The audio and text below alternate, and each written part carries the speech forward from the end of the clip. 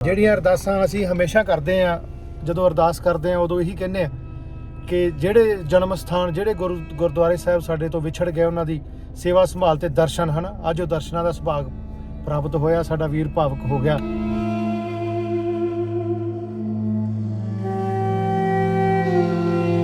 ਸਾਡੇ ਜਾਨੀ ਪਿੰਡੋਂ ਮੈਂ ਜਦੋਂ ਤੁਰਿਆ ਜੀ, ਸਾਡੇ ਕਿਸੇ ਮਾਤਾ ਨੂੰ ਪਤਾ ਲੱਗ ਗਿਆ ਵੀ ਚੱਲਿਆ, ਉਹਨੇ ਭੱਜ ਕੇ ਮੈਨੂੰ 600 ਰੁਪਈਆ ਫੜਾਇਆ, ਕਹਿੰਦੇ ਸਾਡੀ ਵੀ ਉੱਥੇ।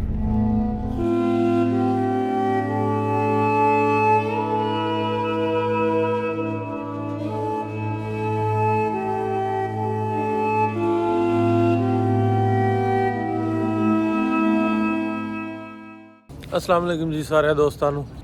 ਬਜ਼ੁਰਗ ਆਏ ਨੇ ਇੰਡੀਆ ਤੋਂ, ਨਾਲ ਉਹਨਾਂ ਦੇ ਗੁਰਦਰਸ਼ਨ ਸਿੰਘ ਹੋਣੀ ਖਬਰ ਚੈਨਲ ਵਾਲੇ ਆਏ ਨੇ। ਉਹਨਾਂ ਨੂੰ ਘੁਮਾਉਣ ਲੈ ਕੇ ਜਾ ਰਹੇ ਆ। ਕਿੱਥੇ ਜਾਣਾ ਇਹ ਤੁਸੀਂ ਨਾਲ ਜੁੜਨਾ, ਚਲੋ ਚੱਲਦੇ।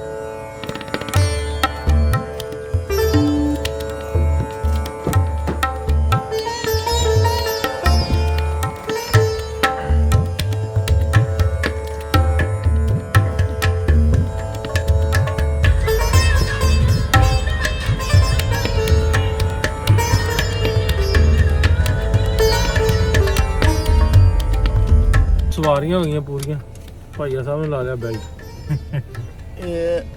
ਹੈਲੋ, ਪੂਰੇ ਹੋ ਗਏ ਬੰਦੇ ਹੁਣ।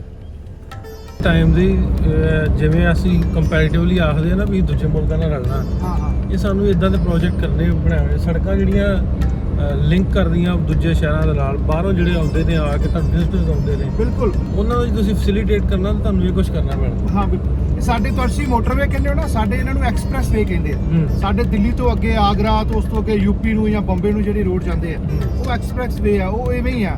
ਇਹ ਹੈਗਾ ਤੁਹਾਡਾ 1 2 3 ਲੇਨ ਆ, ਤੇ 3 ਹੋ ਗਿਆ 6 ਲੇਨ ਹੋ ਗਿਆ ਦੋ ਪਾਸੇ। ਉਹ ਜਿਹੜੇ ਹੈਗੇ ਆ ਉਹ 12 10 ਲੇਨ ਆ, ਯਾਨੀ ਬਹੁਤ ਵੱਡੇ।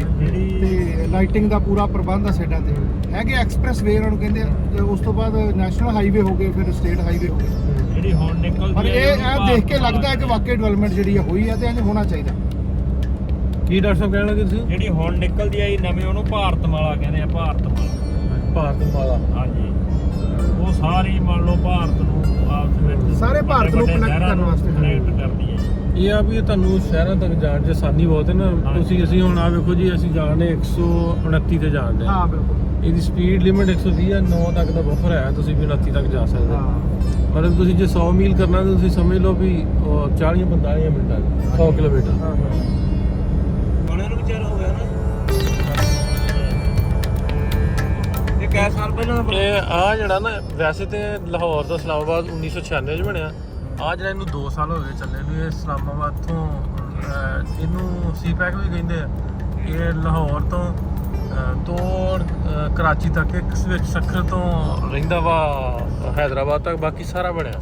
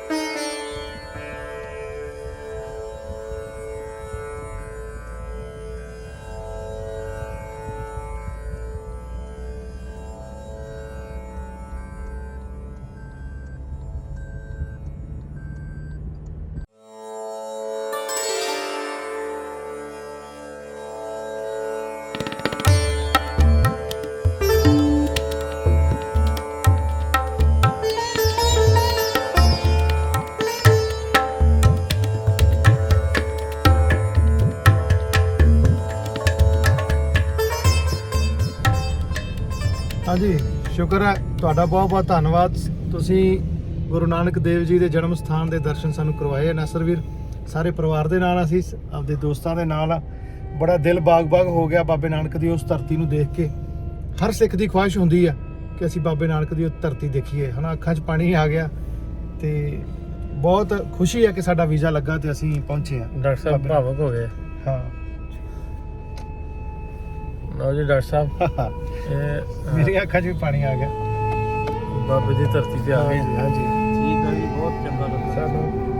ਬਹੁਤ ਖੁਸ਼ੀ ਹੋਈ ਦਾਦੇ ਪਰਮਾਤਮਾ ਸਾਹਿਬ ਦਾ ਭਲਾ। ਜਿਹੜੀਆਂ ਅਰਦਾਸਾਂ ਅਸੀਂ ਹਮੇਸ਼ਾ ਕਰਦੇ ਆ, ਜਦੋਂ ਅਰਦਾਸ ਕਰਦੇ ਆ ਉਦੋਂ ਇਹੀ ਕਹਿੰਦੇ ਆ ਕਿ ਜਿਹੜੇ ਜਨਮ ਸਥਾਨ, ਜਿਹੜੇ ਗੁਰਦੁਆਰੇ ਸਾਹਿਬ ਸਾਡੇ ਤੋਂ ਵਿਛੜ ਗਏ, ਉਹਨਾਂ ਦੀ ਸੇਵਾ ਸੰਭਾਲ ਤੇ ਦਰਸ਼ਨ ਹਨ। ਅੱਜ ਉਹ ਦਰਸ਼ਨਾਂ ਦਾ ਸੁਭਾਗ ਪ੍ਰਾਪਤ ਹੋਇਆ, ਸਾਡਾ ਵੀਰ ਭਾਵਕ ਹੋ ਗਿਆ ਤੇ ਬੜੀ ਖੁਸ਼ੀ ਹੋਈ ਆ। ਤੁਸੀਂ ਸਾਨੂੰ ਇੱਥੇ ਲੈ ਕੇ ਆਏ ਹੋ ਯਾਰ, ਆਪਦਾ ਟਾਈਮ ਕੱਢ ਕੇ। ਨਾਸਰ ਵੀ ਜਿਹੜਾ ਵੀ ਪੰਜਾਬ ਤੋਂ ਆਉਂਦਾ, ਤੁਸੀਂ ਇੰਨਾ ਪਿਆਰ ਦਿੰਦੇ ਹੋ, ਕਮਾਲ ਹੋ ਗਈ ਯਾਰ, ਕੋਈ ਸ਼ਬਦ ਨਹੀਂ ਆ, ਕੋਈ ਸ਼ਬਦ ਨਹੀਂ। ਸਾਡੇ ਜਾਨੀ ਪਿੰਡੋਂ ਮੈਂ ਜਦੋਂ ਤੁਰਿਆ ਜੀ, ਸਾਡੇ ਕਿਸੇ ਮਾਤਾ ਨੂੰ ਪਤਾ ਲੱਗ ਗਿਆ ਵੀ ਚੱਲਿਆ, ਉਹਨੇ ਭੱਜ ਕੇ ਮੈਨੂੰ 600 ਰੁਪਈਆ ਫੜਾਇਆ, ਕਹਿੰਦੇ ਸਾਡੀ ਵੀ ਉੱਥੇ ਬਾਬੇ ਦੇ ਸੁੱਖ ਮੰਗ ਕੇ ਆਈ, ਪੁੱਤਾਂ ਧੀ ਪੁੱਤਾਂ ਦੇ ਸਭ ਦੀ ਐਂ ਅਸੀਂ ਦਾਤਾ ਭਲਾ ਕਰੋ।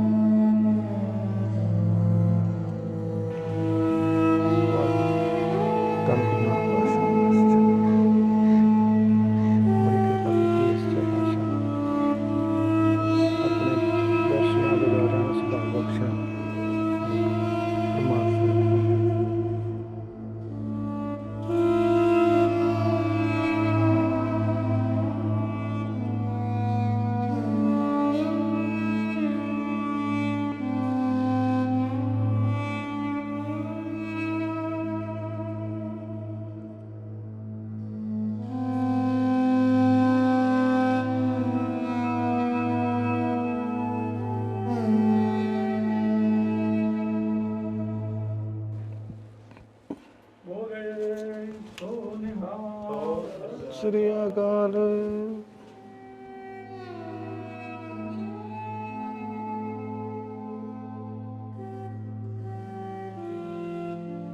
ਮੇਰਾ ਆਪਦਾ ਚੈਨਲ ਹੈ ਖਬਰਾਂ।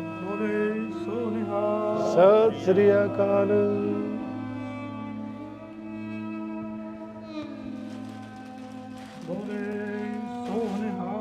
ਸਤਿ ਸ੍ਰੀ ਅਕਾਲ।